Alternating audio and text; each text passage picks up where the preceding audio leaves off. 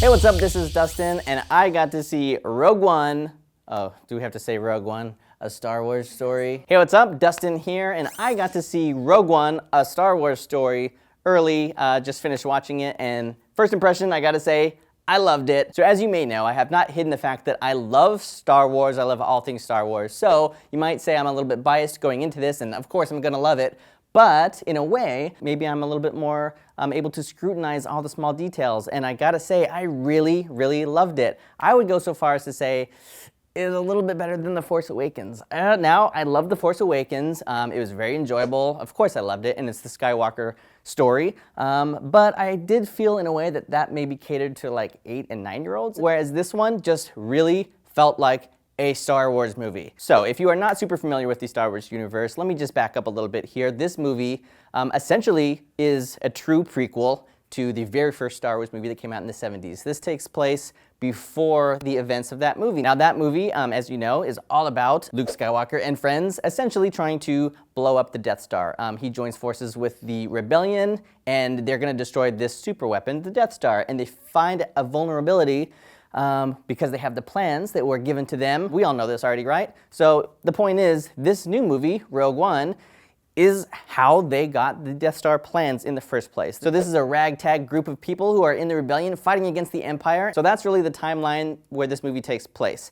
Now, what I love about that is that this movie, more than really any other Star Wars movie that's been made in recent history, is very much the Star Wars that we know and we love. This is like the actual Stormtrooper costumes. Now, granted, stuff was updated for Force Awakens, and I love the new Stormtrooper costumes, and I love the new X-Wing and everything, but it is updated. This is like the real deal. This is original everything. It's the Star Wars you remember if you're like me and you grew up watching the original trilogy. So that's what's so amazing about it. The look, the feel, everything is 100% Star Wars. So I was very impressed with the production design and even the amount of visual effects mixed with practical effects. You basically don't really think about the visual effects, which is how it's supposed to be. You just feel like you're fully immersed in this world. You get exotic locations. You get amazing kind of spacey stuff. No, spacey stuff. Dustin. You get spacey stuff. So overall, this is such a Star Wars movie. I mean, this is like Star Wars the way you want it to be. I also really enjoyed the humor in this. Now, that's a slippery slope when you start adding in humor and humorous characters. I mean, we all know what happened with Jar Jar Binks. And how do you insert humor into this kind of very gritty, war-torn world without it being cheesy or just being like people getting bonked on the head and then again you make like the 8-year-olds laugh? That's not what this is about. They did a really, really good job of hitting the right tone, especially the K2SO droid is sort of a new character, a new type of droid really than we've seen before, and he's voiced by Alan Tudyk, and I thought that he was great. Every line that was funny, I felt like it really landed, and it really was a great tone and landed at the right time. So I was concerned about that, but I gotta say, no worries there. I felt like the humor was right on point with this. Without giving too much away, I will say that there are lots of familiar faces, from big to small. I mean, even like in some scenes, you blink and you miss it. There's like some droid that goes by or some inhabitant from the cantina scene in the original Star Wars. So that was some great little tidbits that were added in, I think, for the hardcore fans that are gonna recognize those people. And there's lots of other surprises in store. I can't tell you anything. There's so much awesomeness in this. Really, you just gotta see it for yourself. Why are you even watching this video? Just go watch it and then come back and we'll talk about it, okay? Because there's just too much to talk about. So this movie is directed by Gareth Edwards, and he recently directed the Godzilla reboot, and I wasn't a huge fan of that. I was a little reluctant to see what he was gonna do with the Star Wars movie, but I gotta say, I think he handled it really well. And again, he struck really the right tone on all aspects of it. I watched the movie with Rachel. Rachel, come on in. I was curious to get your thoughts on it as well. I know Rachel is a huge Star Wars fan as well. Yes. So overall assessment. It was amazing. I told you. Really, no, I agree with you because I do think, I mean, The Force Awakens was pretty good, but this beat it by just a pretty good margin, in my opinion. Right. I kind of want to just talk about the opening sequence really quick because that opening sequence was fantastic. The way that they kind of just plunge you right into the action while the inciting incident is already occurring. I thought it was just brilliant writing, because usually in typical films, you know, you have like a few minutes of backstory and then it becomes an inciting incident, but the two are happening at the same time and it's just well balanced and fantastic and works so great for the story. Right, and you really care about these characters so much, all of the characters really, and there are a lot of characters in it, but of course the main character, Jin Erso, you need to really care about this person, and you do right from the beginning, and you understand the whole world where she's coming from as well. I thought Felicity Jones did an amazing job.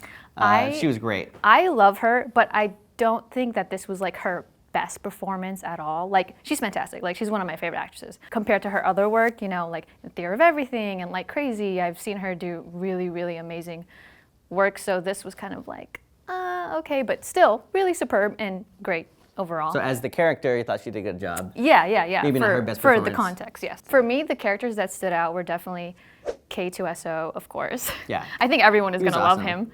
And Donnie Yen's character surprisingly really made me feel for him in this one particular moment later on that I did not expect. Going back to K2SO, I was really concerned. I loved Alan Tudyk doing the voice. My first impression, finding out that he was doing the voice of this character, I was like thinking, he already did the voice of a robot before, and so I could not get, I will not murder him, out of my head. Right. So, but it didn't go that route. But you know where it did go that I wasn't expecting was, it was a little too similar to C-3PO for me. A little bit, yeah. Right? I felt Like, basically, it's the same voice. So I'm like, as much as I love the character and it really made me laugh genuinely, I'm like, it really is the exact same. He's just doing a C-3PO voice. Yeah, right, So right. I would have maybe liked to totally have agree. gone in a different direction there, but it's hard to complain because it really did work too. Yeah. So he's super funny. And yeah, like kudos to the casting because it was just well casted throughout, very diverse, fresh choices for these characters, especially because like they're new characters and they're fresh faces, which is so fantastic and so diverse, and I think it's so relatable to anyone, anywhere. Yeah, and it's hard to introduce a bunch of new characters that we don't know from the Star Wars world before and care about them. And to risk with like new faces that you haven't seen before. Exactly. So the bad guy, one of the main bad guys, I should say, as we all know from the trailer, no spoiler here, that we do get a glimpse of Darth Vader. I won't really give too much more information about him, but he is in the movie in some respect. We'll let you just watch it and experience it for yourself, but some like pretty awesome stuff, I will say. You will definitely be satisfied. But the main antagonist here really is Orson Krennic, played brilliantly by Ben Mendelsohn, who makes a really good bad guy. I thought he did a great job, and he really carried it, considering we really didn't know anything about him at all. And he's in the movie quite a bit, and he really carries it pretty well. How did you feel about the music in this movie? I thought it was just so like nostalgic Star Wars type. Yep, it's classic legit, Star Wars, but not scored, not composed by John Williams, who's done the music for all of the main Star Wars movies, all of the Star Wars movies up until this point. He's not doing the anthology films. This is, you know, what they call the anthology film, sort of the spin-off universe that doesn't focus on the Skywalker family. So I did notice an absence of the famous Skywalker theme. Yeah. But, you know, this movie is not about the Skywalkers, so it didn't need to be there. But he did a great job of just filling in all those blanks using the stuff that we're familiar with that John Williams laid the tracks for, and then taking it from there. And yeah, didn't miss a beat. It was like very much, yep, I am seeing and hearing a Star Wars movie at all times. Yep. I also really love the fact that it's the same time period as A New Hope. Meant that we were seeing so many familiar locations, like the Rebel base on Yavin, which like now for the first time ever we got to see like really the full scope of what this place looked like. And there was a lot of concerns about the extensive reshoots that were happening.